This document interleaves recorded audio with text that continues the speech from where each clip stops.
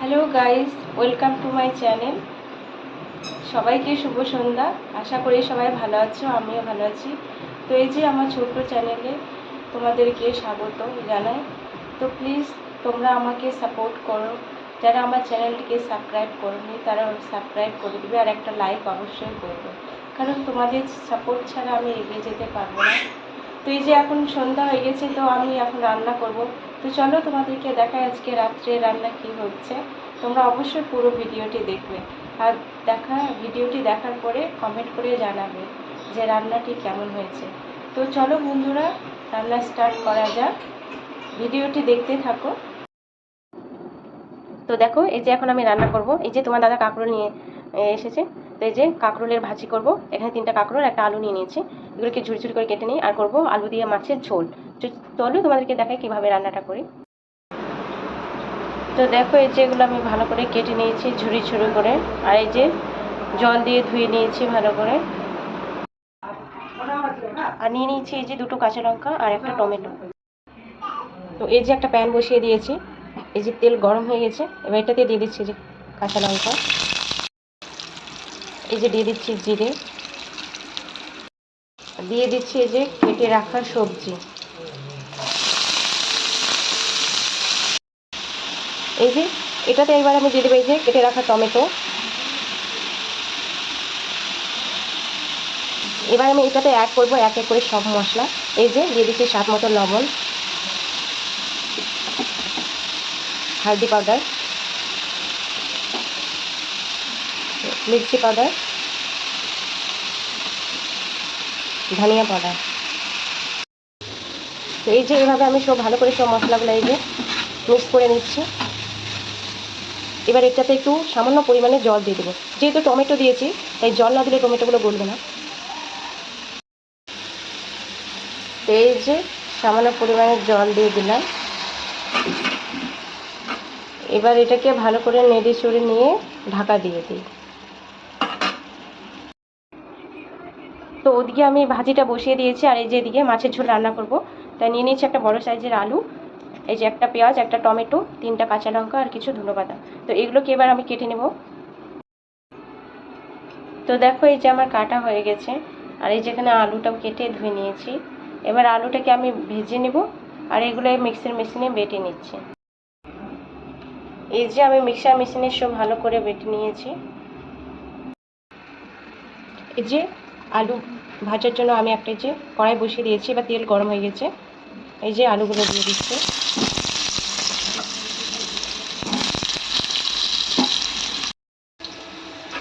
আর এই যে এদিকে আমার ভাজিটা হচ্ছে।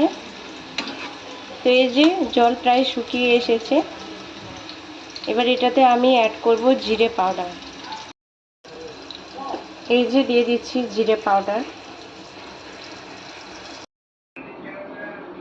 তো দেখো, এই যে এদিকে আমার ভাজিটা হয়ে গেছে, আর এই যে আমি আলুটাও ভেজে নিয়েছি।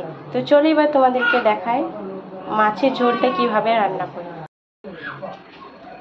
যে প্রথমে আমি দিয়ে দিচ্ছি একটা কাঁচা লঙ্কা, তারপর দিয়ে দিচ্ছি একটু জিরে, আর এই যে দিয়ে দিচ্ছি একটু আদা রসুনের পেস্ট। এবার দিয়ে দিচ্ছি এই যে বেটে রাখা মশলাটা।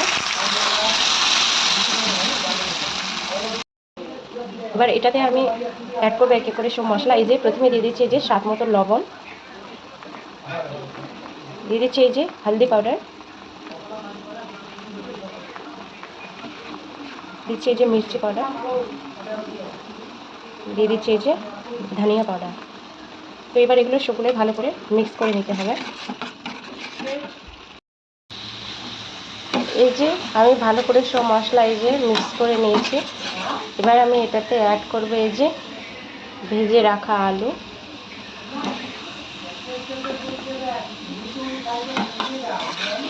এই যে এবার আলুটা মিক্স করে নিয়ে জল দিয়ে দেব সামান্য পরিমাণে। এই যে এটাতে এবার আমি দিয়ে দিচ্ছি এই যে মাছ।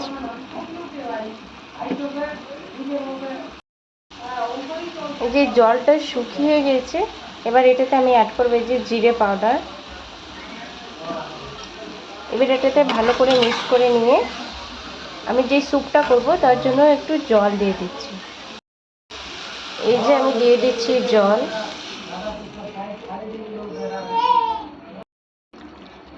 তো এই যে ঝোলটা দেখো ফুটছে, এবার এটা নামাবো। নামানোর আগে দিয়ে দিচ্ছি একটু এই যে গরম মশলা। তো এই যে দেখো আজকে আমাদের ডিনারে খাবার তৈরি হয়ে গেছে। এই যে রাইস, এই যে মাছের ঝোল, আর এই যে কাঁকরোলের ভাজি।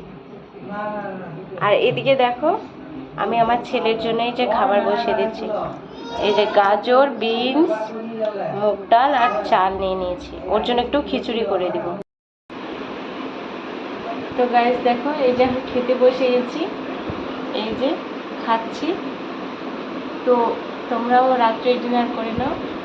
তো আজকের ভিডিও এখানেই শেষ। ব্লগটি যদি ভালো লাগে তাহলে একটা লাইক করে দিবে আর চ্যানেলটিকে সাবস্ক্রাইব করে দিবে। Bye bye.